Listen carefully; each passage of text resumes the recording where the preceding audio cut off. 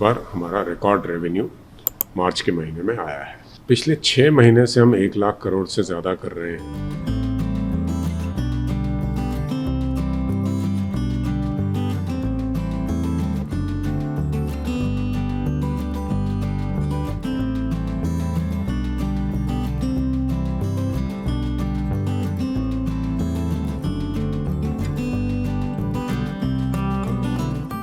GST में अगर record collection हुआ है मार्च के महीने में, तो उसके 2 मुख्य कारण मैं मानता हूँ। एक तो ये है कि इकॉनमी अब थोड़ा सा ऊपर चलना शुरू हो गई है, जिसके फलस्वरूप ज़्यादा टैक्स रेवेन्यू आ रहा है, और दूसरा हमने जो टेक्नोलॉजी में इम्प्रूवमेंट्स किए हैं उसकी वजह से कंप्लायंस में बेहतरी हुई है, और उसकी वजह से भी हमारा टैक्स रेवेन्यू बढ़ रहा है। सो ये दोनों चीज़ें मिला के इस बार हमारा रिकॉर्ड रेवेन्यू मार्च के महीने में आया है। पिछले 6 महीने से हम 1 लाख करोड़ से ज़्यादा कर रहे हैं।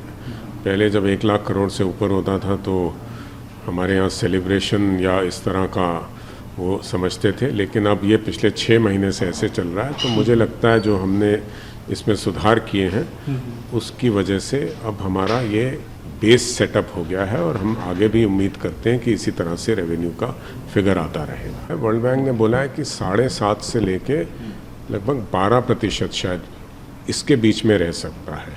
तो उन्होंने ऐसा नहीं कहा है कि 7.5% ही रहेगा। और मैं केवल रेटिंग एजेंसीज़ की बात नहीं करूँगा, IMF ने खुद कहा है कि 11-11.5% हमारा ग्रोथ रेट रहेगा। और क्योंकि लो बेस इफ़ेक्ट का भी रीज़न है और इकॉनमी भी थोड़ा सा ग्रो करेगी, तो मुझे लगता है कि हमारा अगले वर्ष अच्छा ग्रोथ रेट, इस वर्ष हमारा अच्छा ग्रोथ रेट आएगा। जीएसटी की बात कर रहे हैं तो जीएसटी में जो है वो सरकार का ये है कि पेट्रोलियम प्रोडक्ट्स के जो है जीएसटी के दायरे में आने चाहिए। पेट्रोलियम मिनिस्ट्री ने भी रिकमेंडेशन करी थी। तो आपको लगता है कि ये जल्दी जीएसटी के दायरे में पेट्रोलियम प्रोडक्ट्स आ जाएंगे?